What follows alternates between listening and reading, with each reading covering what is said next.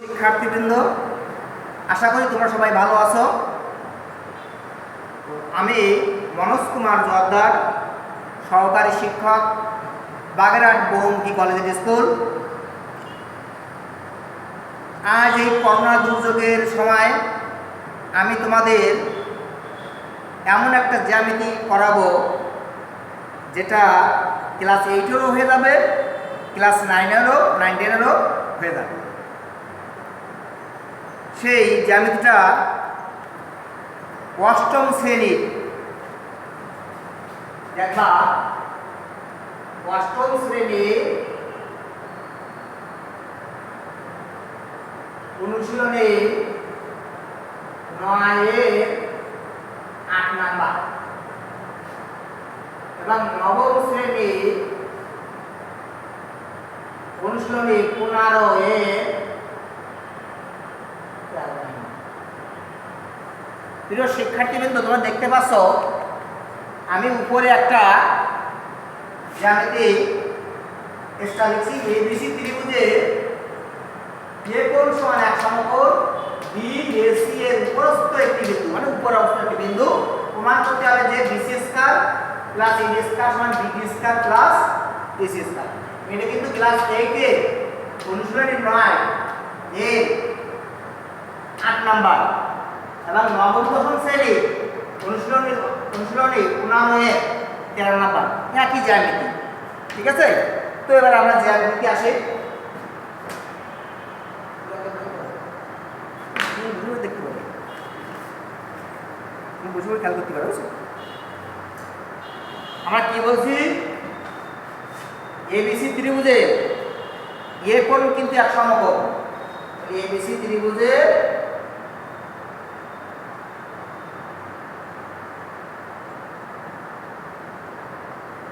এ কোণ সমান এক সমকোণ। তাহলে এ কোণ এক সমকোণ মানে কি 90 ডিগ্রি। তুমি এটা হচ্ছে এ কোণ আর ডি বিন্দু AC এর উপর অবস্থিত একটা বিন্দু। তাহলে এখানে C দেব, দিয়ে এখানে D দেব। এই D বিন্দুটা আমি এখানে যে কোনো এক জায়গায় দিতে পারি। তাহলে এখানে আমি কি দেব, B। তাহলে ABC ত্রিভুজ এ কোণ এক সমকোণ আর ডিটা AC এর উপর অবস্থিত একটি বিন্দু। কি প্রমাণ করতে হবে, তাহলে দেখো বিশেষ নির্বাচন মনে করে ABC ত্রিভুজে এ কোণ সমান এক সমকোণ এবং DAC এর উপরস্থ একটি বিন্দু। এখন আমি কি করব, AD যোগ করব। AD যোগ করব। যদি লাগাই কেন আছে আগে সঙ্গে দেব, AD যোগ করি। AD অর্থাৎ আমি ADটা যোগ করব। AD যোগ। এখন আসো প্রমাণ। প্রমাণ করতে হবে যে প্রমাণ করতে হবে যে কি BC স্কয়ার যোগ AD স্কয়ার সমান BD স্কয়ার যোগ AC। এটি আমার প্রমাণ করতে হবে। এখন তাহলে খেয়াল করো প্রমাণ।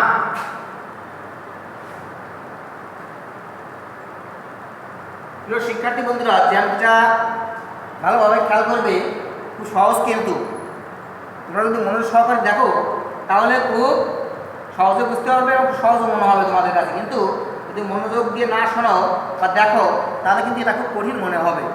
তো দেখো প্রমাণ, এখানে কিন্তু দুটো সমকোণী ত্রিভুজ তৈরি হয়েছে, একটা আছে এ বি ডি, একটা আছে এ বি সি, দুটো সমকোণী ত্রিভুজ। আরেকটা ত্রিভুজ তৈরি হয়েছে বি বি ডি সি, এই বি ডি সি কিন্তু এটা সমকোণী ত্রিভুজ না, সেজন্য আমরা ওটা যাব না। তাহলে এ বি সি সমকোণে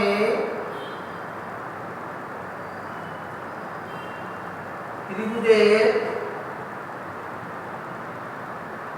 ক্ষেত্রে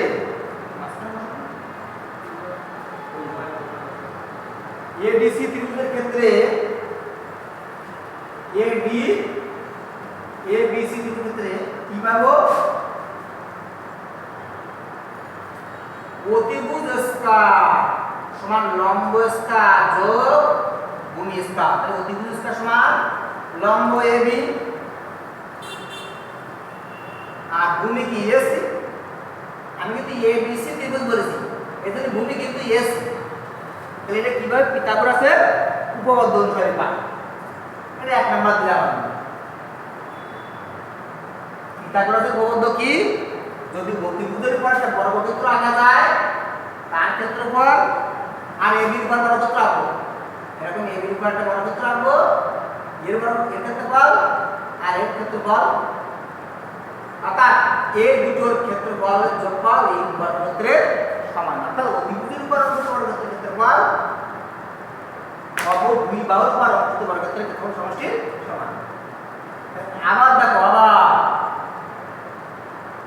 ত্রিভুজ এবিডি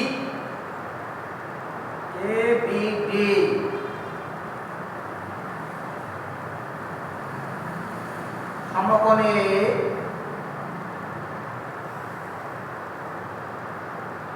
ত্রিভুজের ক্ষেত্রে পাই কি পাই? যেহেতু এ বি ডি বলেছি, এ বি ডি সমকোণ ত্রিভুজের অতিভুজ কোনটা? এ বি ডি, है ना? এ বি ডি কি যাব? আগে কিন্তু অতিভুজ স্কয়ার দেওয়া যায়, মানে এইটাও এই দুটো আগে লেখা যায় অথবা এইটাও আগে লেখা যায়। তাহলে আমার এই সমকোণ ত্রিভুজ থেকে কি পাই? এ বি স্কয়ার লম্ব ভূমি স্কয়ার না লম্ব দেব, লম্ব আগে দিয়ে দিই, লম্ব স্কয়ার যোগ ভূমি স্কয়ার সমান কি? অতিভুজ square BD square, BD square. অর্থাৎ প্রিয় শিক্ষার্থী খেয়াল করো, আমি কিন্তু এ বি ডি সমকোণ ত্রিভুজ বলেছি, তাহলে লম্ব স্কয়ার যোগ ভূমি স্কয়ার সমান অতিভুজ স্কয়ার। ঠিক আছে?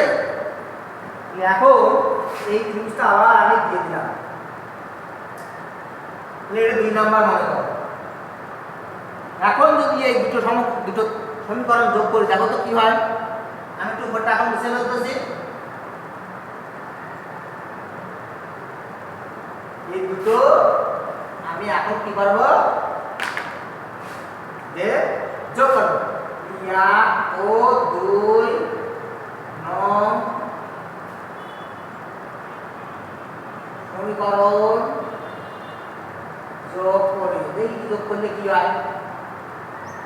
যখন দুটো সমীকরণ যোগ করব তখন এই সমীকরণ দ্বয়ের বাম পাশের দুটো একটা বিষয় আর একটু খেয়াল করো। আমি তো এখানে 2 নাম্বার লিখছি, এই 2 নাম্বারটা আমার এখানে বলছে বিসি স্কয়ার যোগ এডি স্কয়ার, বিসি স্কয়ার যোগ এডি স্কয়ার। তাহলে বিসি কিন্তু এটা পেয়ে গেছি, আর এডি কোথায়? এডি বের করতে হবে। আমার এটা কোথায় আছে? এডি বা এই এডি বের করব বাম সাইডে। বিডি স্কয়ার সমান বিডি স্কয়ার যোগ বিডি স্কয়ার, এই বিয়োগ এবি, এই এবি স্কয়ার বের যাবে, তাহলে যোগ ছিল বিয়োগ এবি স্কয়ার। এইটা দেব আমরা 2 নাম্বার। আমি যদি ওখান থেকে করতাম তাহলে আবার ওখানে পক্ষান্তর করে নিতে হতো, তার থেকে এইটা যার সুবিধা হয় বেশি, যে আমি এবি মানটা বের করব। আমার লাগছে এবি, এই বিসি আর এবি, বিসি তো এই সমীকরণটা পেয়ে গেছি, আর 2 নম্বরে আমি এবিটা আলাদা করে দিলাম। এখন 2 নং সমীকরণ যোগ করি, এক কি আছে? একের বাম পক্ষ বিসি স্কয়ার যোগ বি এর বাম পক্ষ এডি স্কয়ার। এইবার একের ডান পক্ষ এবি স্কয়ার যোগ এসি স্কয়ার যোগ করতেছে তেরো দিয়ে ডান পক্ষ বিডি স্কয়ার বিয়োগ এবি স্কয়ার বা BC square plus AB square. এই যোগ এবি স্কয়ার বিয়োগ এবি স্কয়ার কেটে গেল, কি থাকলো? প্রমাণ কি বলেছে আমার? প্রমাণ আগে বিডি পরে এসি, তাহলে আমি বিডিটা আগে দিই বা বিডি স্কয়ার প্লাস এই এসি স্কয়ার। এইটা আমাদের সৃজনশীল যখন থাকবে তো এই উদ্দীপক দিয়ে ক নাম্বার থাকবে যে সমকোণী ত্রিভুজ কাকে বলে বা একটা সমকোণী ত্রিভুজ অঙ্কন করো বা সংক্ষিপ্ত একটা প্রশ্ন থাকবে আর এই ক নাম্বারে এইটা সৃজনশীল থাকতে পারে। তো শিক্ষার্থীবৃন্দ, আজকের এই ক্লাসটা এখানেই সমাপ্ত করলাম। তোমরা সবাই ভালো থাকো, সুস্থ থাকো, আর যদি ঘরের বাইরে কখনো নিতান্তই বের হতে হয় তাহলে আমরা অবশ্যই মুখে মাস্ক পরে বের হব, মনে থাকবে তো? আচ্ছা ঠিক আছে, তো তোমাদের সবাইকে ধন্যবাদ। আর যদি কখনো এটি বুঝতে সমস্যা হয় তোমরা আমাকে 01915940101 নাম্বারে রিং দিয়ে শুনতে পারবে। ঠিক আছে, ঠিক আছে, তাহলে তোমরা ভালো থাকো, আসি। হ্যাঁ।